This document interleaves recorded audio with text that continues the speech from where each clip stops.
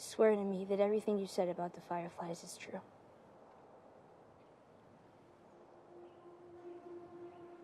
I swear.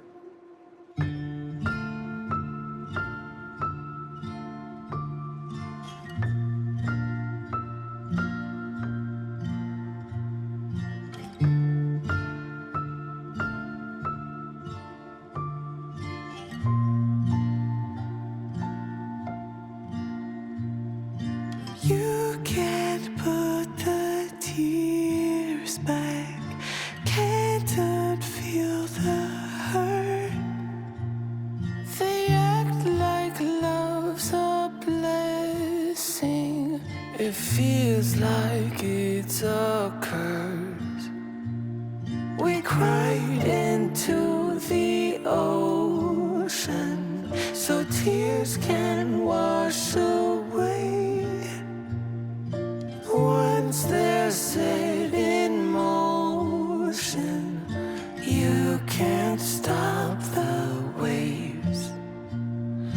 Ash to ash and dust to dust, stole our hearts and used them up. Love took the most from us and left a ghost of us.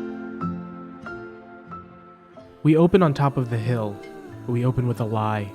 For me, in the show, it seems even more clear that she knows that he is lying, but because of the journey that we have been on in Season 1, and the trust that the two have formulated, Ellie sets that to the side and allows herself to buy into what Joel is selling here. Both of us are hollow. Why do I still bleed? It's a bitter pill to swallow that won't heal anything. This is what makes it pretty heartbreaking when he lies. The thing is, we know why he does what he does. We saw the moment in which Joel's agency was taken away. We then see him attempt to claim it back. We see his resistance to open up to Ellie, and then we see when he finally does start opening up to her, it's not because she is likened to Sarah, but more specifically because she is the first real person who challenges Joel's singular perspective. This is the framing device for the entire story. It is an understanding that Joel did a bad thing here when he lied, but he did it for a good reason, right? He was justified, right?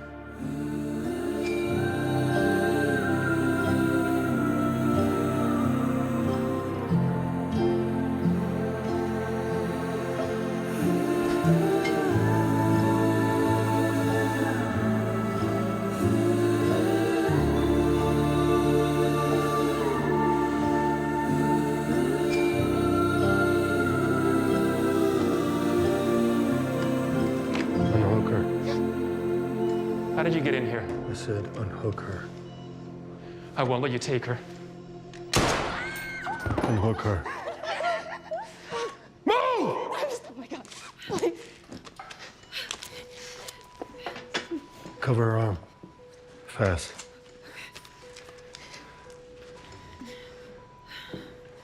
Turn around.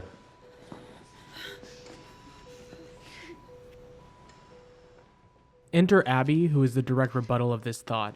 We see the repercussions of Joel's actions at the hospital almost immediately. This is who Joel hurt. Abby, a girl who was left broken by the sudden death of her dad. A death that she can't make sense of yet, because to be honest, there is no logic in sudden death, especially when it's through unfair circumstances. I often find that death makes us do a lot of inward reflection. How do we fix ourselves after experiencing loss? What changes can we make moving forward? How do we make sense of a world that just takes and takes? These are big questions, ones that we certainly don't get the chance to formulate an answer to. Almost certainly these are also questions that Abby is asking herself here at the graves. What is the point in carrying on? She states it's to get revenge for her dad. What? When we kill him, we kill him slowly.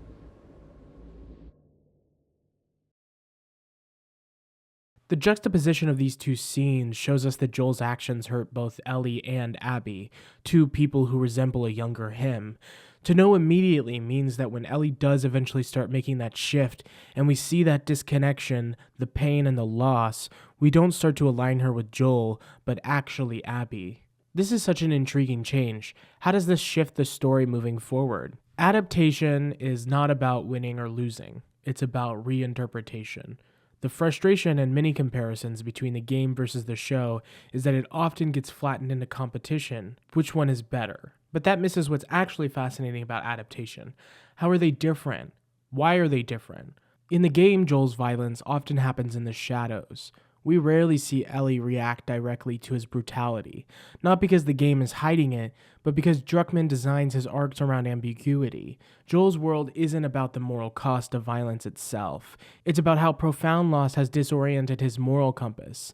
The game is a character study. How has grief reshaped Joel?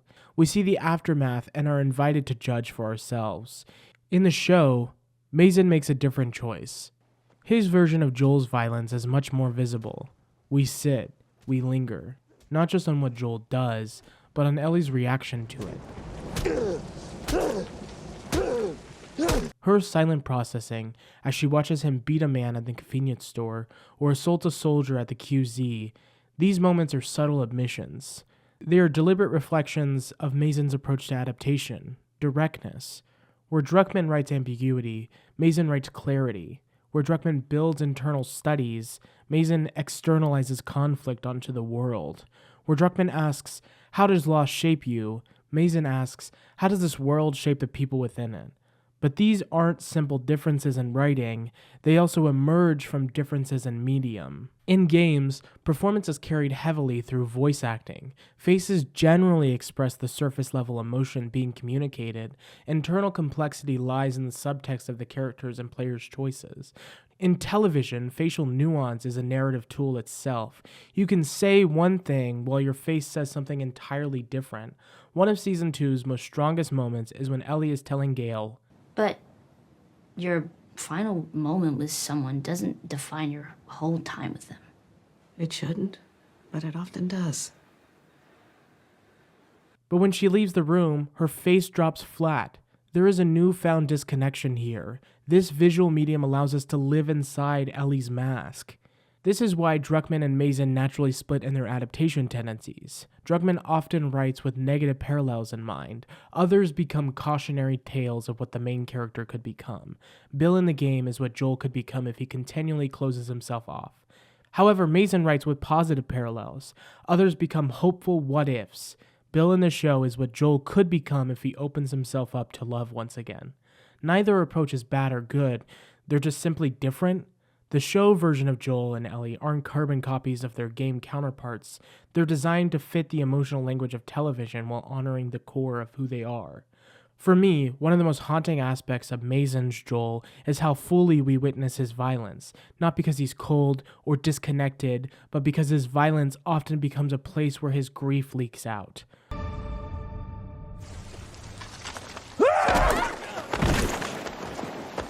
Watching him almost beat a soldier to death almost feels like watching him cry, each strike a failure to express what he can't say out loud, and in one devastating moment, it's Ellie's quiet reaction that finally punctures him. But it's too late to stay. With a broken heart, I'm feeling about twice my age.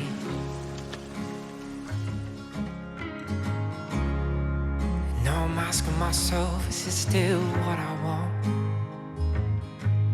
'Cause every word's like sandpaper on my tongue. And the rain falls and church bells sound. Not a soul I know could save me now.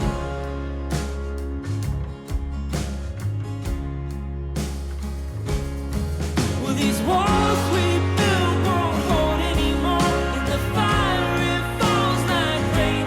I'm watching as the one good thing I did in my life is circling down the drain. So take it away. a mirror of his growing awareness that his grief is poisoning everything around him, that Joel himself is standing lost in the middle of that valley. My heart feels like it stopped.